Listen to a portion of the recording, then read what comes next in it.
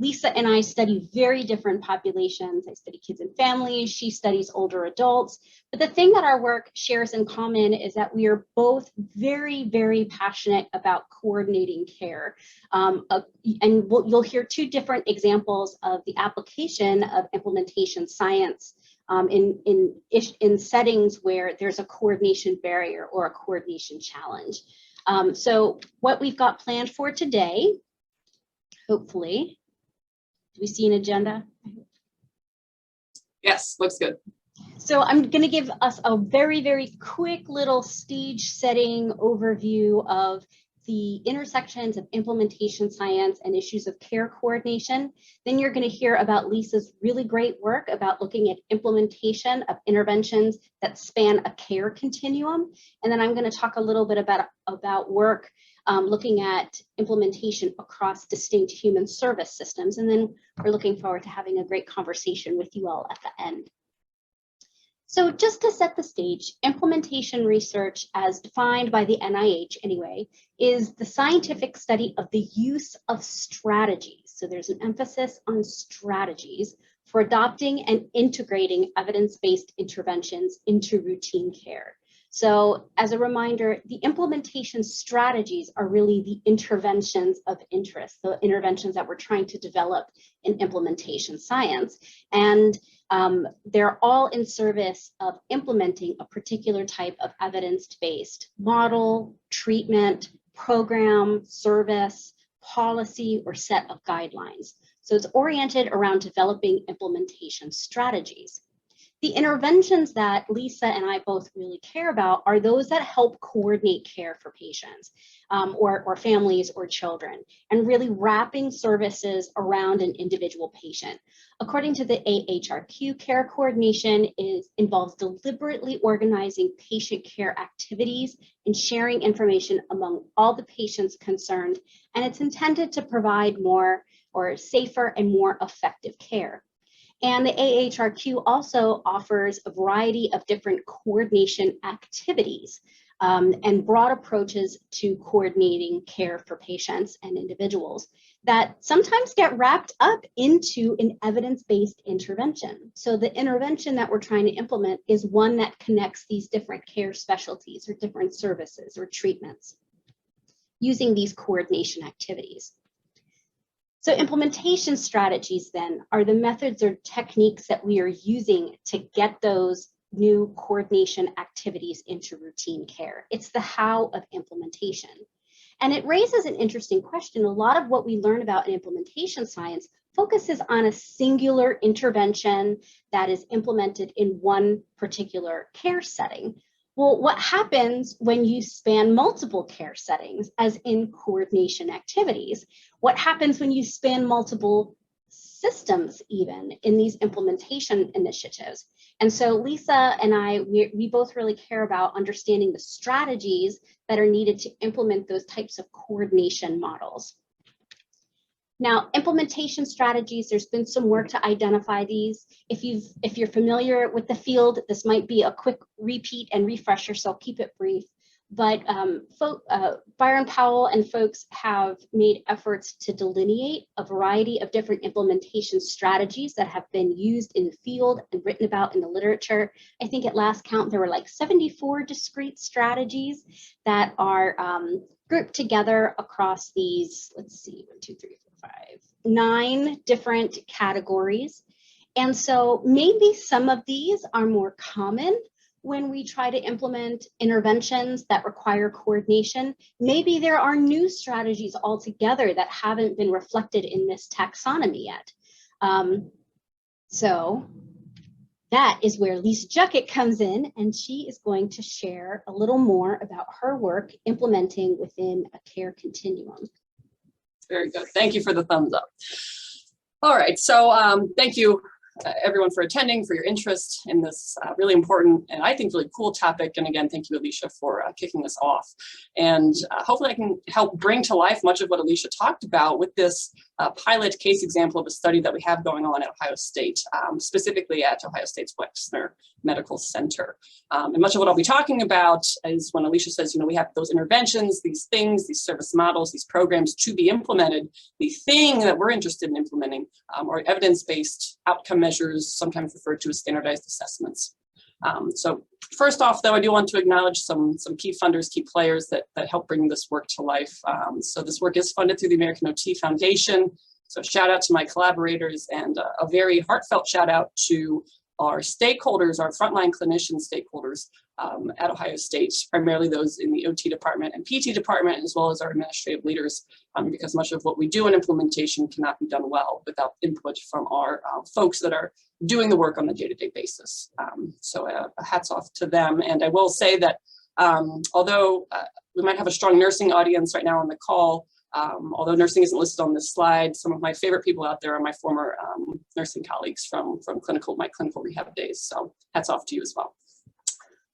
Just a roadmap for today. So my goal is that we can apply some implementation science methodologies to rehabilitation research and then leave you with tangible tools that maybe you can on your own time use to identify determinants of implementation, so barriers that might limit the uptake of evidence into practice, and then a tool to help you identify potential strategies to address those determinants, again, to increase the use of evidence in routine care. A little bit of quick background. My clinical background is in stroke rehab. And so just to kind of orient us to the main problem here, we know stroke is common and we expect that stroke will become even more common as the older adult population continues to age and expand, as we know that stroke is most prevalent in those individuals over the age of 65. Stroke is the leading cause of long-term disability, and often that disability can manifest in impairments of the upper extremity. And so when I say upper extremity, I'm referring to sensory and motor impairments in the shoulder, arm, elbow, wrist, and hand. And so given that 80% of stroke survivors have impairments of the upper extremity, one might think that occupational therapists who are often tasked with managing the post-stroke upper extremity, one might think that those therapists would routinely implement standardized assessments to help capture and monitor any changes and improvements in rehab function, in the return of motor function in that post-stroke upper extremity. But we know from some of our preliminary data, and we know from the literature, that standardized assessment use, outcome measure use, is really quite low. We have nationwide survey data that tells us that as few as 2.5% of OT practitioners routinely implement 2 standardized measures that are widely endorsed for use in practice, one being the Fugl-Meyer assessment, one being the action research arm test. So those 2 are kind of the gold standard assessments that are recommended for use in stroke rehab when you have folks that have upper extremity impairments. And we would like to see those numbers, those proportions increase. And so that's kind of the problem that we're trying to tackle. And when I tie this all back to care coordination, we see stroke survivors in acute care, we see stroke survivors in inpatient rehab and outpatient rehab. And these standardized assessments are recommended for use across the entire care continuum so that we can objectively quantify improvements in upper extremity function. So the way that we're going to try to tackle this problem, at least from an implementation science perspective, we've got a study that's currently ongoing right now called Implementation Strategies for Outcome Measurement. We refer to that as ISTROM, and that's the study that is funded through the American OT Foundation. And so the purpose of this study is to, no surprise here, but to increase OT practitioners' adoption, so that's our main outcome of interest, of both those 2 assessments that I previously mentioned, the Fugl-Meyer and the action research arm test. If you're not familiar with those 2 assessments, it's totally fine. Just replace those 2 names with maybe any other 2 outcome measures that you are more familiar with, and kind of maybe think about those or have those in the back of your mind as we talk through some of the strategies to help improve outcome measure adoption. And so again, going back to this thread of care coordination, we're trying to improve the implementation of these 2 outcome measures across the stroke rehab care continuum, again, being OT practitioners who see stroke survivors in the more acute hospital setting, inpatient rehab, and then again, outpatient rehab. So that way we've got measures that represent how a stroke survivor runs through the entire care continuum, their upper extremity function, right when they have their stroke in acute care, and then all the way to outpatient or ambulatory care. And the way in which we're going to try to, and we are trying to increase the uptake of these two assessments is through a bundle of implementation strategies that we're deploying. Many of those strategies are strategies that Alicia alluded to on her last slide. And I'll talk about what some of those strategies look like momentarily. But first, just to give you an idea of how this study is structured, aims 1 and 2 are really about developing our bundle of implementation strategies and then testing them. And again, our outcome of interest here really is adoption of those 2 outcome measures, the Fugl-Meyer and Action Research Arm Test. And then once we get to aim 3, which we'll be tackling around this time next year, hopefully, is looking at our bundle of implementation strategies and the extent to which they could be deployed on more of a widespread scale to other stroke rehab facilities outside of Ohio State and outside of the state in general. And so one might look at this and say, well, why are you jumping straight into developing and testing strategies without first understanding barriers to outcome measure implementation first? And that's a fair question. And I'll tell you that some of our preliminary work, we spent time surveying the literature to make sure that we really had a good understanding as to what those implementation barriers were that limited OT practitioners' use of standardized outcome measures and other evidence-based practices in stroke rehab. And so when we put our grant proposal together, we relied heavily on the citation that you can see down below and what we learned from the scoping review that we conducted of the literature to identify major barriers practitioners face when trying to implement evidence-based practices. So from the literature, my colleagues and I took quite a bit of time to identify from the literature key terms that were used to describe barriers to implementation, and then we ultimately mapped those main barriers to language that is found and described in the Consolidated Framework for Implementation Research, or the CFIR, as it's fondly referred to by Laura Damschroeder and her team. So if you're not familiar with the CFIR, the Consolidated Framework for Implementation Research, there's a great technical assistance website, cfirguide.org, that I might direct you to if you want to learn more about this framework. It's widely used, widely cited framework in implementation. And we use this framework to identify our main barriers to implementation. And then from those main barriers, leveraged this citation here, this taxonomy of implementation strategies, again, that Alicia talked about, where there's about 73, 74 of those implementation strategies. And Alicia was actually part of the original work in 2012 to develop and organize those initial strategies. And it has been since further refined by Byron Powell and his team. So from that CFIR Technical Assistance website, you can come across what's called the CFIR to ERIC matching tool, which helps you identify potential and hypothesized implementation strategies to help you overcome your identified implementation barriers. Don't get too hung up on this. If it's seeming a little bit like I'm going too into the weeds, I'll get into the strategies here in a minute.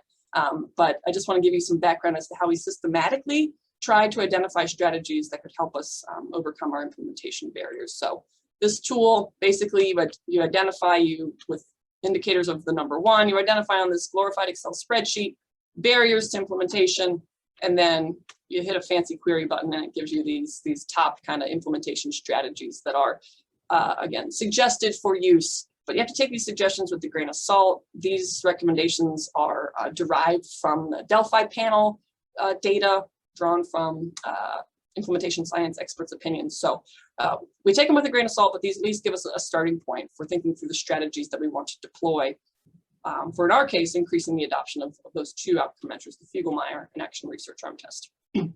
So here are those 3 implementation strategies from that previous slide. Again, these strategies are designed in theory to help us overcome our known implementation barriers, but we wanted to learn more about how these implementation strategies need to be operationalized if we were actually to deploy them in acute care, in inpatient rehab, and in outpatient rehab. And so we went straight to our practitioners and we conducted several focus groups, listening sessions to think through how are we going to tailor these educational meetings? What do we want our champions to provide to frontline practitioners? What do we want learning collaboratives and knowledge sharing activities to actually look like in real time? And from these focus groups and listening sessions, we also identified additional implementation strategies that our practitioners across the care continuum said that they needed in order for them to implement the Fugl-Meyer and Action Research Arm Tests. So those additional strategies being develop web-based educational materials. So we know that training and education is important, but it cannot be the standalone strategy in order to produce implementation change. We needed to change the physical structure and equipment. So both of these two outcome measures do require a bit of equipment in order for them to actually get rolled out into practice. So that was kind of a no-brainer but important strategy. And then lastly, we had to change record systems. At Ohio State, our OT practitioners use Epic as their main electronic documenting platform. And so we had to change Epic in order to allow for more streamlined documentation so that practitioners could actually write down in the EHR results of these two outcome measures that were being used with stroke survivors. So we've got 6 implementation strategies. Here's kind of a little bit of a timeline as to how these strategies are currently either have been rolled out or are currently being rolled out. Started in August of 2021, and this, as I mentioned before, the study is still ongoing. But I think that what perhaps is the most interesting part, what I'm learning so much about right now, is these strategies that even though you think through them and you think about what they'll look like and you try to do your due diligence and operationalize them in advance and specify them in advance, oftentimes you learn a lot by trying to deploy them in the moment, and you learn that, hey, we've got to tweak this in real time in order for it to be most effective for our practitioners. So we're learning a lot as we go. So just to take you through each of these 6 implementation strategies briefly and what they look like. So one of our very first strategies that we wanted to deploy, we actually did this even while putting the grant proposal together, was to identify quote unquote champions, outcome measured champions, who kind of served as that liaison between frontline practitioners and the research team. And so we have outcome measure champions in acute care, in inpatient and outpatient, so fully across the continuum. And while we thought that we needed 1 champion at each setting, we actually needed 2. So we have co-champions, one to be that connection or that link from between the frontline clinicians and the research team, and the other co-champion to kind of serve as the person who handles the logistics of scheduling and communication, making sure that all practitioners' equipment needs are being met and so forth. So that was an interesting kind of in the moment finding that we came across. As mentioned before, we had to change Epic's record system. So this is an ongoing process, and you make one change and you realize that that one change needs to be tweaked even further. So what you see highlighted in blue there, the Fugl-Meyer assessment and the action research arm test, those are the 2 fields or 2 assessments, and these are the screenshots of how we've integrated these fields directly into Epic so that our practitioners can document the results of these 2 outcome measures when they actually implement the outcome measures with stroke survivors. And this, I should say, this looks the same for practitioners when they log into Epic, enter the patient's chart. This looks the same across acute, inpatient, and outpatient. And so we had to make sure that there was consensus across practitioners of all 3 settings to make sure that this layout was sufficient and met their practice needs. We have developed web-based training materials at the request of our practitioners, kind of step-by-step guides for how to administer and score each of these 2 assessments. You are more than welcome to scan these QR codes. These QR codes have been printed and slapped on all the equipment that we've provided our practitioners. They're everywhere in the clinics that we where we have stroke survivors routinely receiving care. You're welcome to scan these. However, it's not going to lead you anywhere except to Ohio State's OTD program page, just because our actual manuals are not quite yet ready for widespread dissemination, but just gives you an idea as to how we're trying to provide practitioners with those web-based materials in different kind of innovative ways. This was an easy one. So this strategy of changing the physical structure and changing equipment or providing practitioners with equipment, again, a no-brainer strategy, but an important one. So in the acute care setting, our practitioners received individual Fugl-Meyer kits. The Fugl-Meyer requires a couple of hands-on grasp and grip related tasks. And so what you see on the left there are these small pouches, a little bit larger, that are about the size of a sheet of standard printer paper. And so in that package there, you've got the equipment for the Fugl-Meyer. In inpatient rehab and outpatient rehab, those practitioners were also provided the same Fugl-Meyer kits, as well as on the right-hand side, a large suitcase-looking wooden box that contains all the equipment for the action research arm test, or that ARAT, as it's referred to. We conducted in-person educational meetings with practitioners to kind of go through what this looks like to administer this assessment. We completed these meetings with practitioners who are not symptomatic, did not have a history of stroke, and then also completed follow-up trainings with actual stroke survivors who were present, who were able to go through these different assessments with us so that practitioners could see what these looked like, folks who were in fact symptomatic and had residual upper extremity weakness as a result of their stroke. So how are we evaluating if this bundle of implementation strategies are actually leading to anything promising? Well, adoption, as I mentioned, is our main outcome of interest for this bundle of implementation strategies. We want practitioners to adopt both the Fugl-Meyer and Action Research Arm test. And so we've collaborated with our IT department at Ohio State and are drawing on a monthly basis data that speaks to the extent to which practitioners are adopting these two assessments. And so we've got our kind of test data to tell us prior to August of 2021, were practitioners implementing these two assessments at all? We know the answer to that is if they were, it was very low. And we continually are pulling from charts to identify the extent to which that proportion of practitioners using these two assessments is hopefully increasing.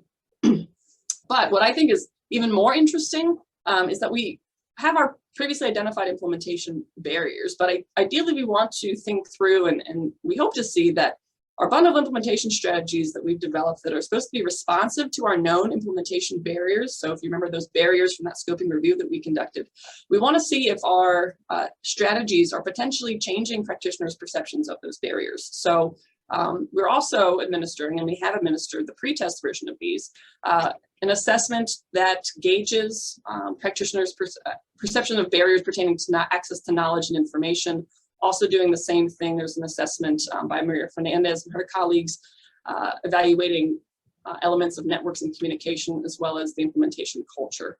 So we're doing that on a pre-post basis in order to understand not just is adoption improving, but are we seeing any changes in practitioners' perceptions of these major barriers that we know, or at least are hypothesized to limit implementation.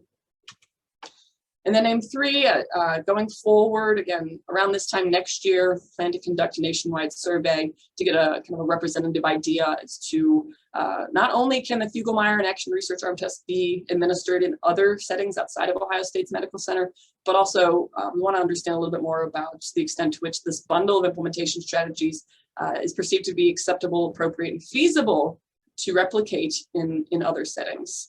It'd be great if this bundle worked for Ohio State, but we'd like for it to generalize to other settings as well, so that we can really see more widespread use of these two outcome measures that really do a great job of capturing upper extremity changes in stroke survivors. So you got a chance to hear about Lisa's experience putting together strategies for implementing an assessment tool across a continuum of care. Acknowledging that patients flow through different specialties, their care has to change and evolve with them as they progress, as they get better, and we want those services to be linked. Sometimes this care coordination has to happen in the community, and so in a lot of my work, I focus on kids and families that are connected with the child welfare system. And so this is its own little siloed system. However, the kids and families that are served by it often require help and services from other systems that are disconnected, like the behavioral health system. And so this particular project targets collaboration that's needed to implement an intervention that facilitates access from child welfare to substance use treatment. So I've got a really awesome team. I'm very lucky to work with them. I'm also very lucky to work with a variety of community partners and research partners, including the Public Children's Services Association of Ohio. They represent all 85 public child welfare agencies in our state, and they also have responsibility for implementing this model that our study is based on. We're also very lucky to be able to have some funding to do this work and a bunch of collaborators and partners to help push our thinking about it. So this is a lovely picture of downtown Columbus, and it is the bridge that goes over, I think it's the Olentangy, I don't know. The Olentangy Road or the Olentangy River. And so we think about these types of interventions that are intended to link services across these different systems as key bridges in the service ecology. And so these types of interventions that establish these links have been referred to a lot of different terms in the literature. Some of them are called cross-system interventions, or you might hear them referred to as care cascades or clinical pathways, But essentially, the types of interventions that we really focus on in child welfare and behavioral health are these that sort of depend on services and treatments that are delivered in these two very distinct systems.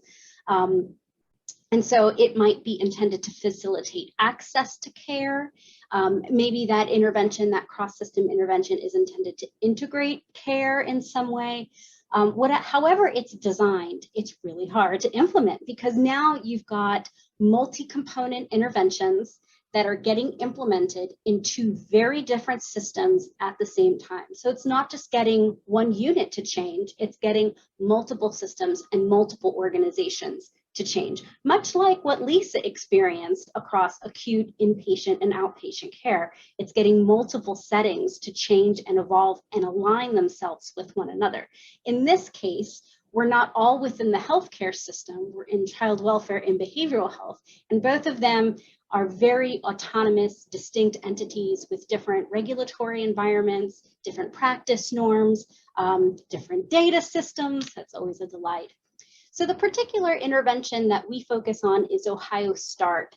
And START stands for Sobriety Treatment and Reducing Trauma. It's an evidence-based child welfare practice intended to help families that are coming into child welfare because of parental substance misuse. Especially back in 2015, 2016, we saw a rise in the number of kids coming into foster care because of parental substance misuse, especially opiate addiction. And that was all over the state, but it was especially pronounced in our southeastern region of the state, which is predominantly Appalachian. And of course, every county is affected and every state is affected by the opioid crisis. This is something that we've seen across the board, this connection between the opiate crisis and child welfare. The START model has been demonstrated to be effective for expediting parents' access to substance use treatment, improving their treatment retention, enhancing the likelihood of parents reaching sobriety, and keeping families together before and after the intervention. This is something that's really important to note, that when a family comes into the child welfare system, if their children are removed from the home and placed in an out-of-home placement like foster care, those parents have 12 months to be able to demonstrate to a judge that they can provide a safe living environment for their children. Now, especially, I don't know what the situation looks like in your states, but in a lot of regions in Ohio, there's a 6-month waiting list for treatment. And if you only have 12 months to work your case plan and to be able to demonstrate positive outcomes, sometimes they are sobriety or recovery, that is not a lot of time. Every minute counts. So the fact that this intervention has potential to expedite treatment has strong potential for helping these particular families. Oh, I should mention Ohio START is now in current implementation across 54 counties with a plan to go statewide. And in the beginning days of Ohio START, the model started with child welfare agencies, but we learned very, very quickly on that the success of implementation depended on that child welfare agency having a collaborative partnership with at least one, preferably more, substance use treatment organization in their region, in their county. Now, if you remember from the implementation strategy taxonomy, there was a whole category devoted to developing stakeholder interrelationships. And there are strategies there like promote network weaving, or develop partnerships, or develop a coalition, or develop a learning collaborative. But we know from the collaboration literature, there are a lot of ways, very specific ways that organizations can collaborate with one another. And so, our study arose from this recognition that maybe there's an opportunity to expand the strategy taxonomy by offering some more specific strategies around interorganizational collaboration, since we think it is so essential for successful implementation of the START model and other kinds of cross-system interventions. So this is also the place that was most challenging for counties too. A lot of them did not have previous partnerships. They didn't know who the substance use treatment partners were in town. They didn't know, do we set up a contract? Do we have an MOU? What are we partnering around? So this felt very, it felt very open and uncertain, and it was something that a lot of our counties struggled with. So part of our study, one of our first aims was to just understand all the different ways that these counties might be developing these cross-system collaborative partnerships for implementation. And so we wanted to identify and classify multi-level collaboration strategies. Out of our 54 counties that are implementing START, we recruited a subset of 17 counties, and they were among the first ones to implement. They rolled out in 2017, and then cohort 2 started in 2019, and that's when we began recruitment for this sub-study about collaboration. So we had these 17 counties that were willing to help us. And we asked them to share formal partnership agreements so that we could do a document analysis of their contracts and MOUs, which was really interesting. We also did 48 small group interviews. So we wanted to do interviews with the child welfare and the behavioral health stakeholders in all 17 of those counties. So this was a multiple case study design. We talked to about 104 folks. We collected before and after COVID, so that was interesting. We asked a lot of questions about that too. That's a whole other talk about implementation and COVID. And then we integrated the data together using codes from conceptual models, START manuals, content analysis. And then we brought that information back to our stakeholders, and we had a series of meetings. I think we had a lot of meetings, but we had about 5 meetings that were just dedicated to reviewing those collaboration strategies and specifying them according to strategy specification guidelines that would allow other folks to be able to replicate them. So this is what we found. We found 7 strategies, 7 different ways that child welfare and substance use treatment organizations were collaborating to implement the START model. And then we also identified 3 general approaches to system level coordination that were facilitating or perceived to facilitate implementation of START.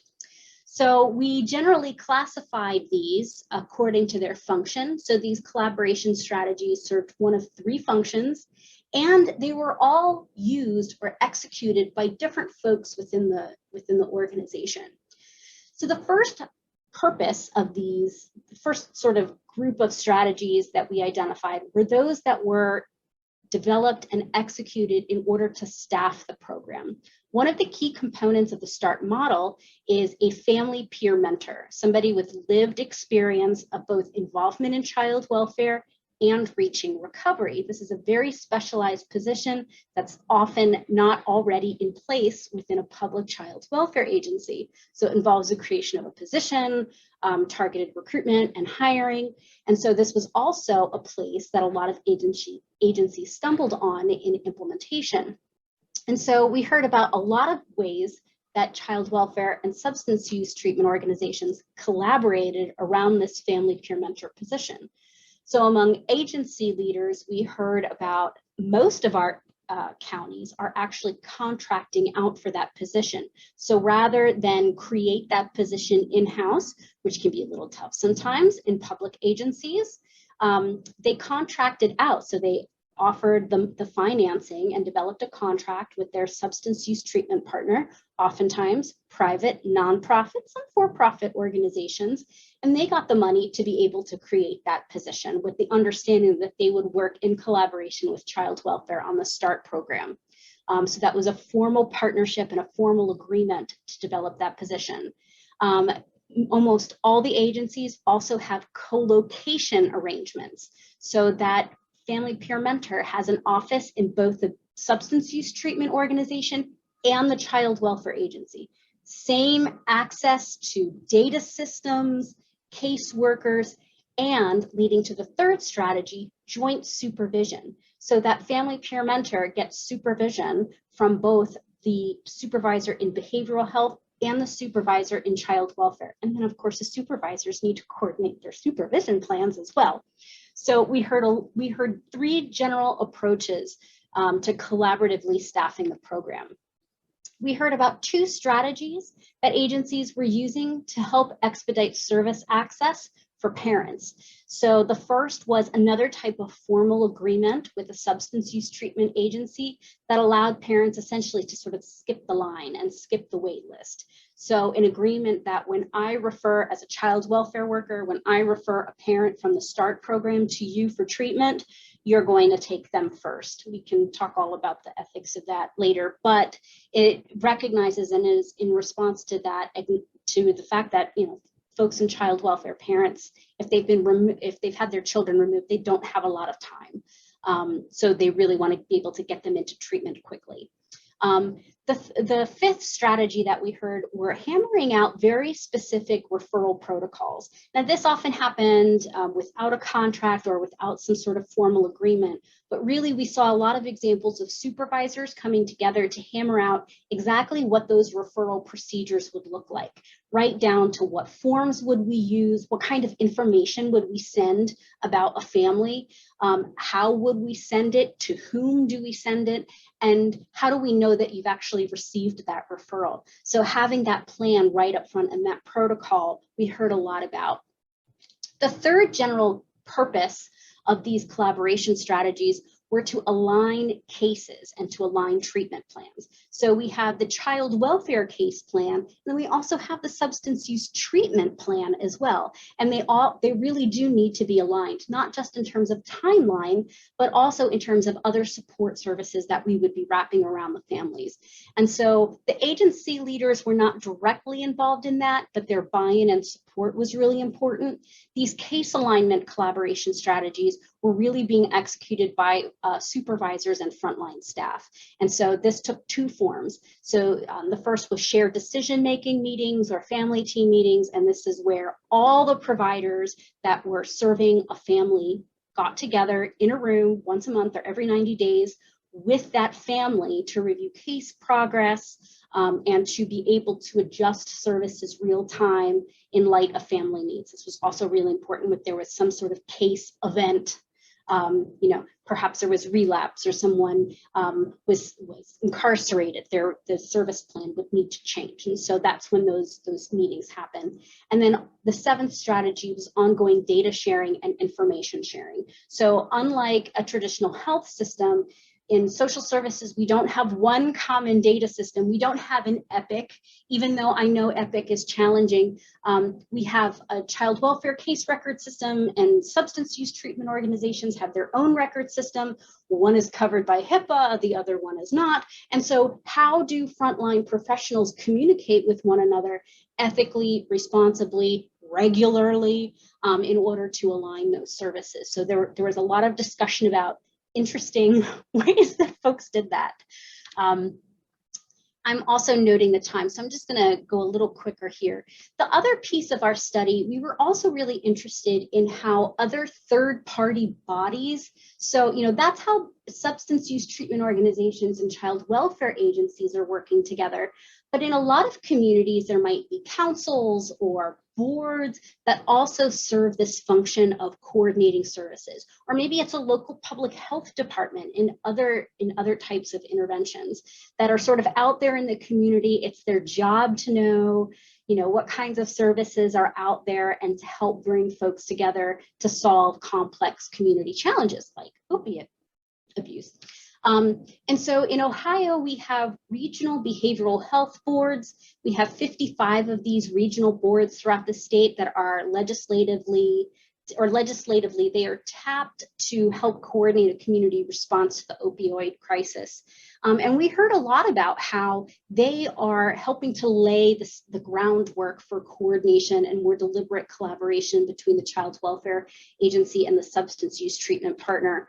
So we heard about three general ways that they are helping to facilitate that deliberate collaboration between child welfare and substance use treatment. So we heard that those boards take an active role in planning. And so they're involved in helping to share information about resources and services that are available. We heard in 41% of the counties that these boards took an active role in brokering relationships, so helping child welfare directors get to know or pick the substance use treatment partner that might best serve families' purposes around this particular program. And then in a small number of counties, 23%, we heard about how these boards are actively and directly financing the program as well, since they also have some fiduciary roles in the community. So they either pay for the family peer mentor position, might help expand, might help sustain the model as well. So we also heard about some other general activities, but I'm going to move forward in the interest of time. So our general takeaway here is that there's no standard way of collaborating to implement this START model, but we did see lots of examples of collaboration strategies that were happening at every single level of the system. So it's most likely a multifaceted collaboration approach that's really important for implementing these cross-system models. We also learned that some of these strategies are used at different times throughout the implementation life cycle. You know, setting up a family peer mentor contract was something that often happened very early, and then it was in place, and so they could turn their attention to another form of collaboration. So we think that there's a temporal ordering to these strategies, and that they're also interdependent, that they lay the foundation. And so, you know, we say in the implementation and the relational literature that relationships and implementation move at the speed of trust. And that is certainly, I think, true in these instances. So we're making the case that collaboration strategies are implementation strategies. So just as a quick, we're doing a little bit more follow-up to understand the relationship of these strategies. Are there particular types of strategies and conditions that are associated with better implementation outcomes? I mentioned that we put all of our partners in the room for several hours to specify these strategies. And so here's an example of some of the working documents that we created in the process to sort of specify what these strategies are, how they work, why somebody would want to use them. We did a little bit of conceptual modeling to try to understand exactly how using these strategies are anticipated to lead to better implementation outcomes. And that sounds all very academic and like an intellectual exercise, which I kind of dig. I'm a professor, you know, but ultimately we want this information to help the field and improve their implementation. So we're also creating a toolkit, collaborating across systems for program implementation, or the CASP toolkit, the best name I could come up with in the moment. And so we're actively working with our partners to refine that particular toolkit for the START program. And we're in the process of also putting it online so that other folks that are implementing cross-system interventions might be interested or want to use it. So yeah, that's our little QR code for our research website that I haven't updated in a long time, but it's there. So I'm gonna